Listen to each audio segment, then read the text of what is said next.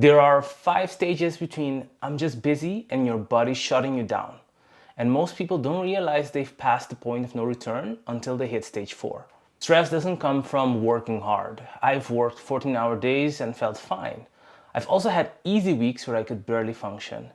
And after 7 years of building businesses, I can tell you exactly where that line is. Most people think stress scales with workload. A one-to-one relationship, linear.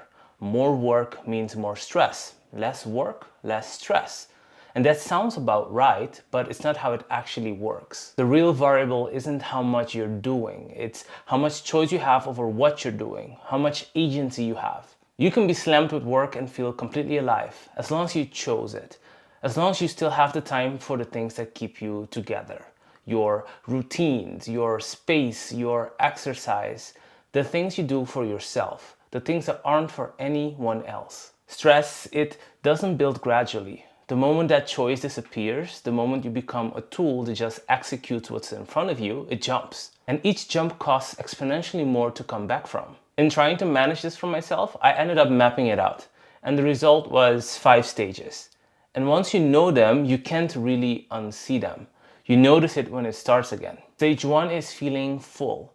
You know this feeling. There's no space left. Everything you take in carries weight. Someone asks you a simple question and it feels like they're adding a brick to the pile. You're not broken yet, but there's no room for yourself anymore. No reading, no reflection, no creative work, just output. And this is where most people stay. They think this is just how it is, being busy, being full. But this is already the warning, because that's when you hit stage 2, decay. This is where your structure starts falling apart. The routines you built to keep yourself sharp, you stop doing them. You stop cleaning your space. You stop organizing your thoughts. You skip the gym. You tell yourself you'll get back to it next week. And the thing is, these aren't luxuries. These are the scaffolding that holds your capacity together. When they go, everything that follows gets worse. And that's stage 3, the spiral.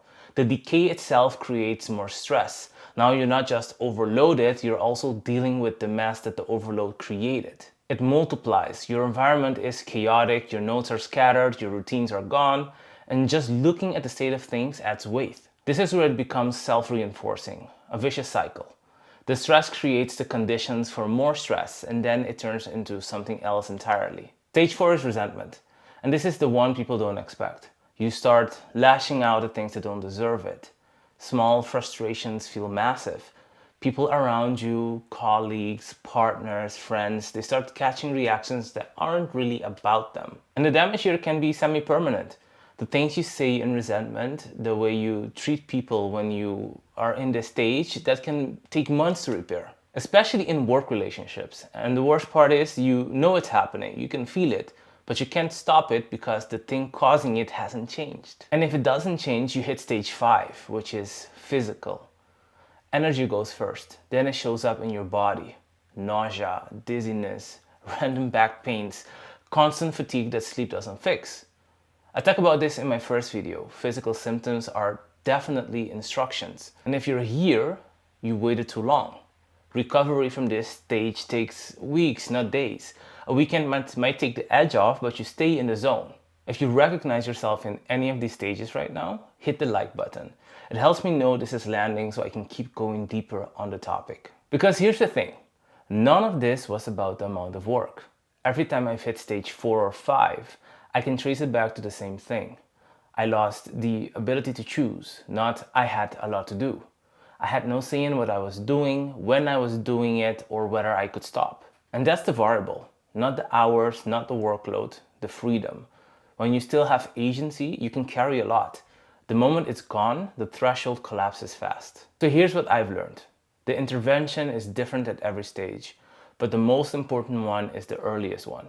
When you're full, you need to protect the time for yourself, the things you do for yourself, because not doing that is an early indicator of progression into these 5 stages. And if you're already past that, if you're in the vicious cycle or worse, the fix isn't just to do less, it's reclaiming the choice. Even a small one. Even 1 hour that's yours. Because the ceiling on how much you can carry is almost never about strength. It's about whether you chose to carry it. At least that's how it works for me. I would like to know which stage you're in right now. Tell me in the comments. It helps me to see where people are at so I can prioritize what to talk about next. And the thing is, it's not always obvious. Sometimes the thing pushing you through these stages feels productive. It feels fun. That's exactly what happened to me with vibe coding. I broke that down in the first episode. You can find it here. But if you found this interesting or informative, subscribe. This is Afterwork, and there are new episodes every day I actually work.